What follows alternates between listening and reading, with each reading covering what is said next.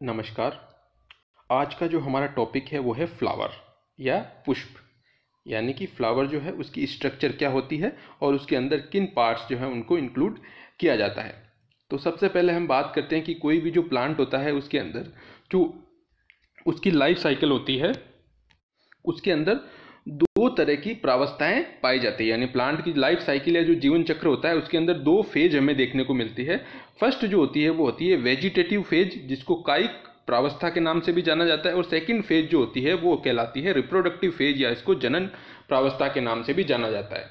अगर हम कायिक प्रावस्था या वेजिटेटिव फेज के बारे में बात करें तो इसके अंदर वेजिटेटिव ऑर्गन्स जो हैं उनको इंक्लूड किया जाता है। ये वेजिटेटिव ऑर्गन्स के अंदर रूट होती है, स्टेम और लीव्स जो हैं इनको कलेक्टिवली वेजिटेटिव ऑर्गन के नाम से जाना जाता है। तो रूट, स्टेम और लीव्स इनको वेजिटेटिव ऑर्गन्स कहा जाता है। और इन वेजिटेटिव ऑर्गन्स वाली जो प्लांट की फेज होती है जिसके अंदर ये सभी वेजिटेटिव ऑर्गन्स पाए जाते हैं इनको कहा जाता है प्लांट की वेजिटेटिव फेज। लेकिन एक टाइम पीरियड कंप्लीट होने के बाद में जो प्लांट की वेजिटेटिव फेज है या जो कायिक प्रावस्था है वो कंप्लीट हो जाती है। उसके बाद में प्लांट जो है उसकी सेकंड फेज के अंदर एंटर करता है, या उसके हम कह सकते हैं कि उसकी सेकंड फेज या दूसरी अवस्था जो है उसका प्रारंभ होता है। इसको कहा जाता है रिप्रोडक्टिव फेज। तो रिप्रोडक्टिव फेज के अंदर जो प्लांट के अंदर स्ट्रक्चर बनती है या जो प्लांट के अंदर ऑर्गन बनता है उसको कहा जाता है रिप्रोडक्टिव ऑर्गन। और ये रिप्रोडक्टिव ऑर्गन प्लांट के अंदर कहलाते हैं फ्लावर या पुष्प।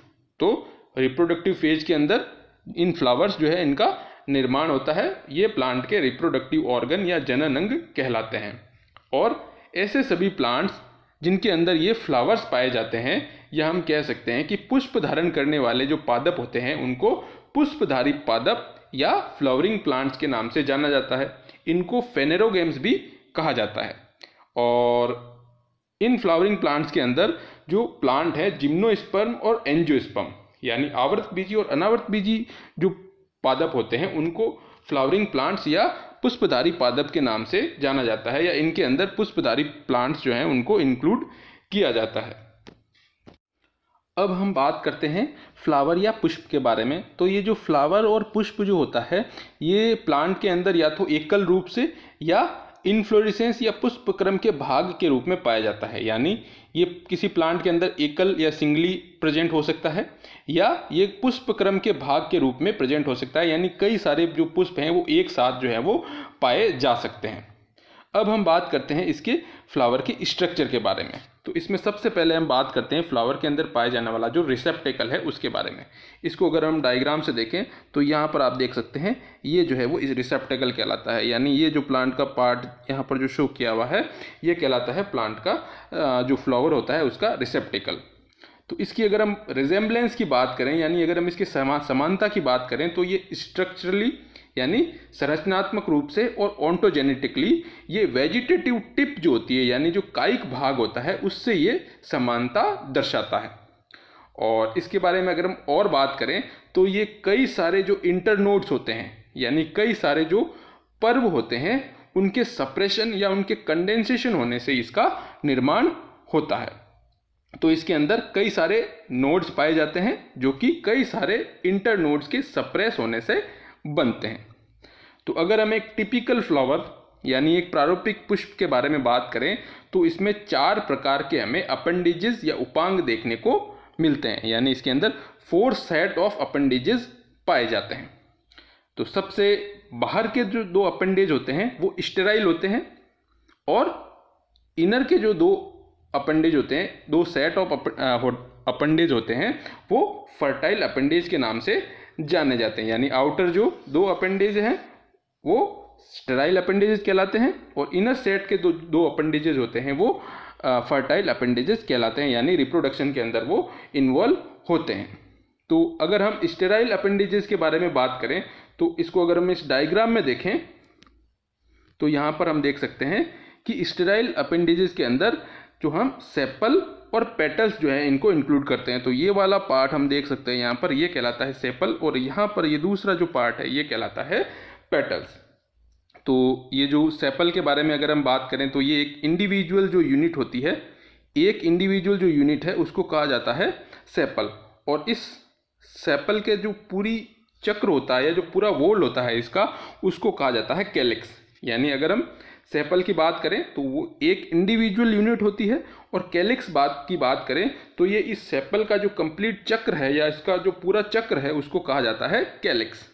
तो ठीक इसी प्रकार पेटल्स जो होता है, पेटल्स जो है वो एक इंडिविजुअल यूनिट है। यानी अगर हम एक इंडिविजुअल यूनिट की बात करें, ये वाला जो पार्ट है इसको कहते हैं पेटल्स। लेकिन इन सभी पेटल्स को मिला करके जो वॉल बनता है या जो चक्र बनता है उसको कहा जाता है कोरोला।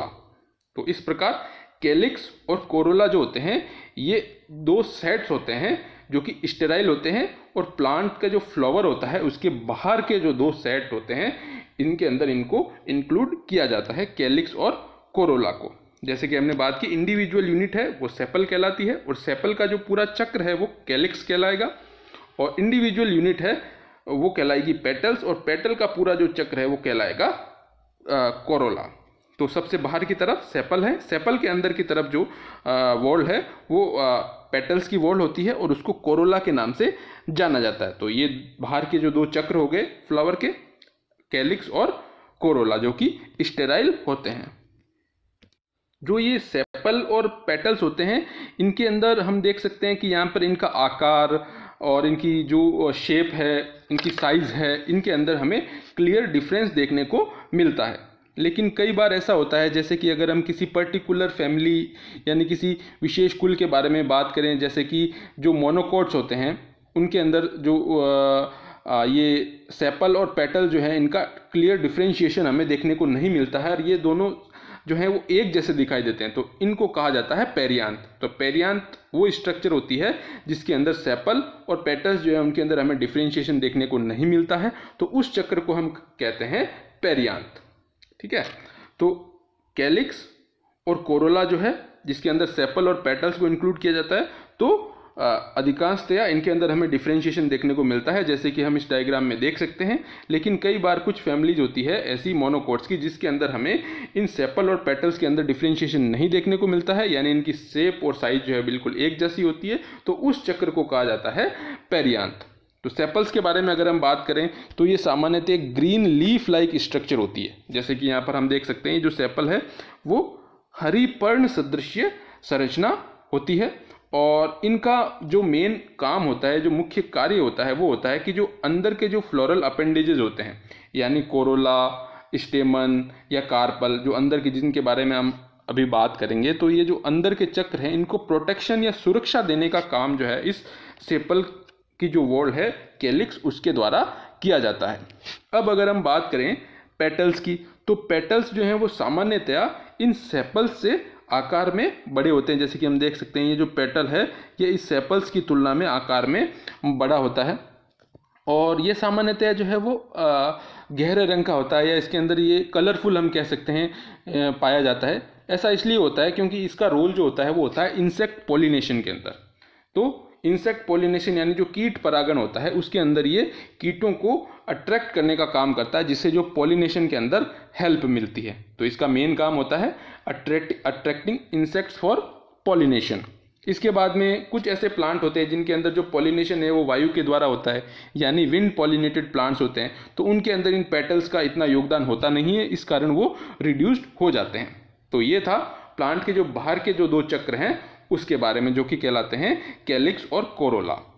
अब अगर हम बात करें प्लांट के अंदर जो अंदर के जो दो चक्र हैं जिनके अंदर की फर्टाइल अपेंडेजेस पाए जाते हैं उनके बारे में, तो इनके अंदर सबसे पहले हम बात करेंगे स्टेमन्स की, जो कि माइक्रो स्पोरोफिल जो है उसके समान होता है, और कई सारे स्टेमन्स जो हैं वो मिलकर के निर्माण करते हैं एंडोसियम का। यानी सारे स्टेमन्स जो हैं उनको अगर हम कलेक्टिवली एक टर्म दें तो उसको कहा जाता है एंड्रोसियम। तो यहाँ पर हम इस डायग्राम में देख सकते हैं कि ये स्टेमन है, जो यहाँ हम देख सकते हैं ये स्टेमन दिखाए गए हैं यहाँ पर, और इन सबको कलेक्टिवली कहा जाता है एंडोसियम।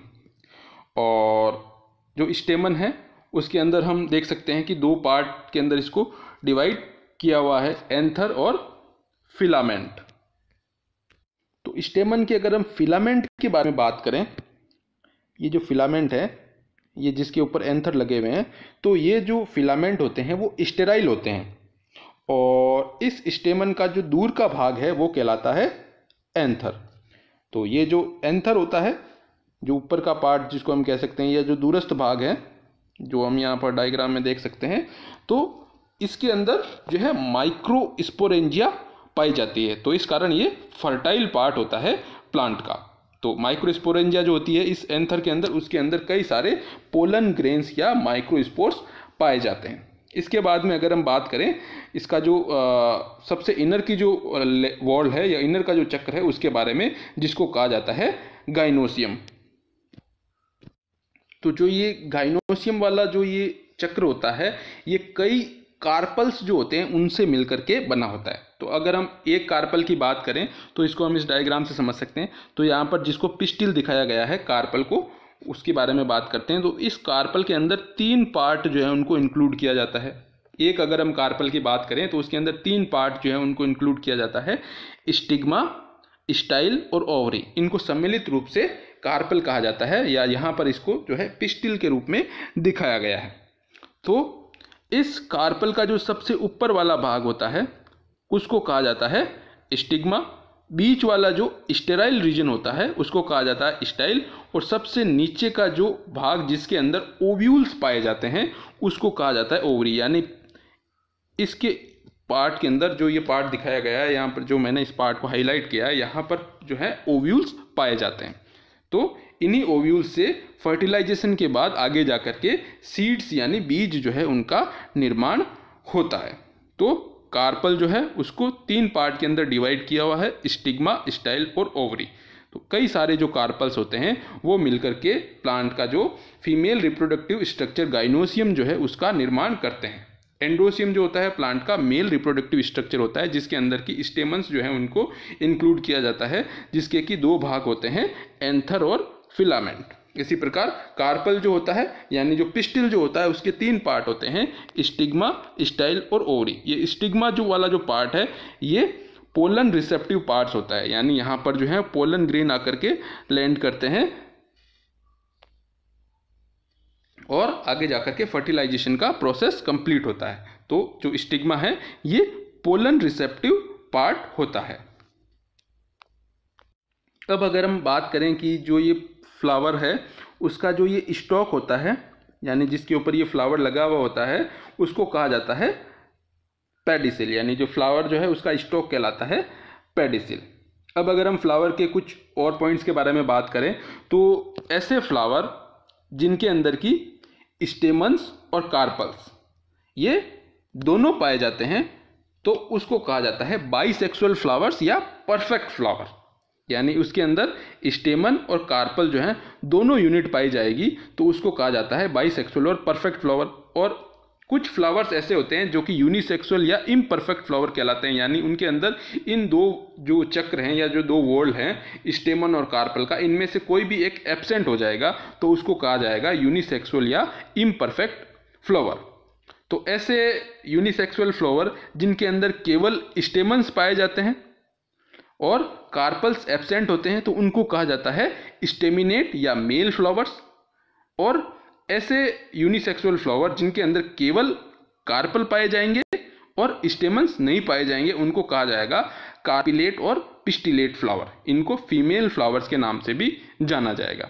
तो अगर ये जो स्टेमिनेट और पिस्टिलेट फ्लावर्स हैं ये एक ही प्लांट के ऊपर लगे हुए हैं तो उनको कहा जाएगा मोनोसियस और मोनोसियस कंडीशन। और अगर ये स्टेमिनेट और पिस्टिलेट जो फ्लावर्स हैं यानी जो ये मेल फ्लावर्स और फीमेल फ्लावर्स हैं वो जो 2 अलग अलग प्लांट के ऊपर अगर इनका निर्माण होता है तो उस कंडीशन को कहा जाता है डायोसियस कंडीशन। तो ये थी फ्लावर की बेसिक स्ट्रक्चर के बारे में, जिसके अंदर हमने बात की कि फ्लावर के अंदर जो है 4 वॉल्स होते हैं या जो 4 सर्पिलाकार क्रम के अंदर अरेंज कुछ वॉल्स होती है जिनके अंदर अलग अलग यूनिट्स पाई जाती है, जिनको हमने सेपल, पेटल्स, स्टेमन और कार्पल के रूप में स्टडी किया। Thank you.